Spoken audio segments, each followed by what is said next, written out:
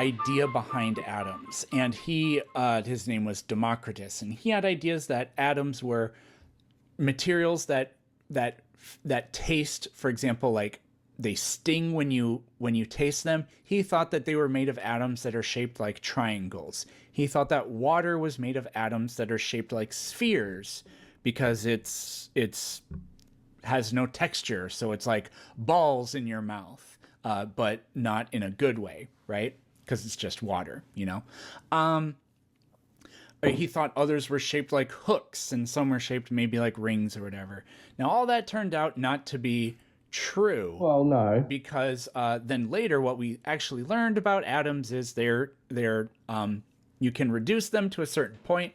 They have these specific chemical properties. They can combine with other atoms, but they always maintain their chemical identity. They change properties when they combine with things, but you can break them apart again. That was Dalton's big contribution. Then we learned that they're made of subatomic particles, protons, neutrons, electrons, and then we got into quarks and all this other weird stuff. So Well, now you're theorizing even more. anyways, a huge series of hypotheses that were proven true and a whole bunch of hypotheses that were proven to be false were discarded. And we eventually built up a massive body of knowledge that all points in the kind of in the same direction. A theory is essentially a collection of proven hypotheses. That's really what a theory is. So we know with about as much scientific certainty as we can that protons, neutrons, and electrons exist, that there are 91 naturally occurring elements and their properties and how their properties line up with other elements, and et cetera, et cetera, et cetera. Evolution is the same. We know for a fact that evolution occurs. There have been other hypotheses about evolution, like transmutation and things like that, which turned out not to be true, and those have been discarded. There's also like ontogeny recapitulates phylogeny. That was tossed out and disproven. Lamarckism, tossed out and disproven.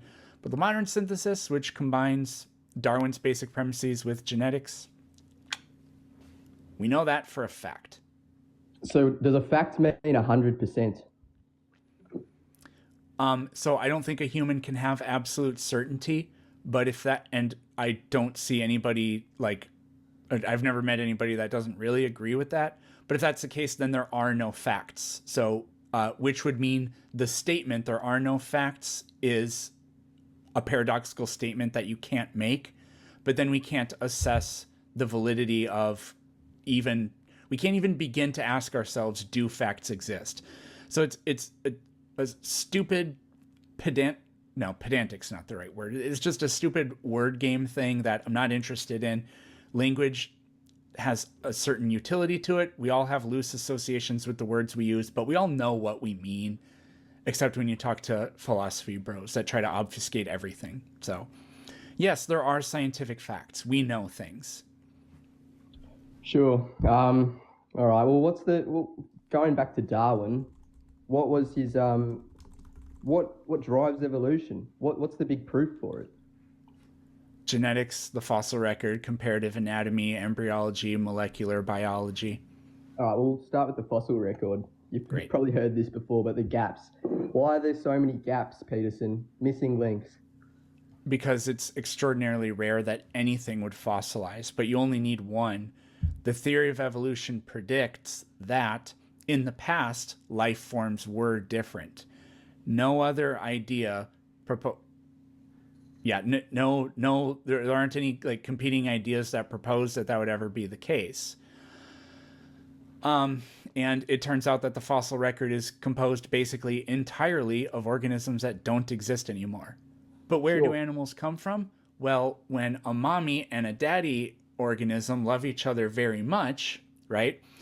Which means this is how we got here. And the things that were doing that in the past weren't the same species as today, but there are predecessors. Ergo, we're the descendants of different organisms from the past. That's evolution. All right, so you said that it's extremely rare for fossilization to occur. So what are the ideal conditions for that to happen? typically a wet environment with rapid burial in an anoxic environment and the possession of hard parts by the organism. You can be fossilized in tar, which is rapid burial but no water, or trapped in amber as well. What about ice? What about ice? Well, those aren't. I get those are a different type of fossil, I guess. But well, I mean, I guess you could say so are the ones in tar pits and whatever. We call those preserved remains. But yeah, you can be trapped in ice. It's not a fossil in the sense that we think about Oh fossils. yeah, But I get what you're saying, but in some sense, it's more preserved than fossils. yeah, I mean, you have like actual organic tissue in frozen things. Yeah. Sure. So the thing I don't understand is ice ages occur every 100,000 years, and the average lifespan of a mammal species, like for the species to become extinct, is roughly like 1 million years.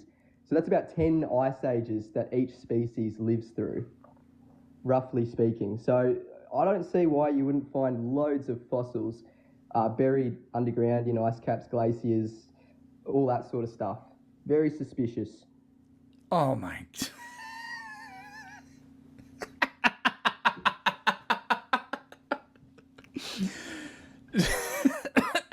Do we currently live in an ice age? No. So where are the continental ice sheets? North Pole and South Pole. No, the North Pole's not a continental ice sheet. There's a continental ice sheet over Greenland and yes, at the South Pole.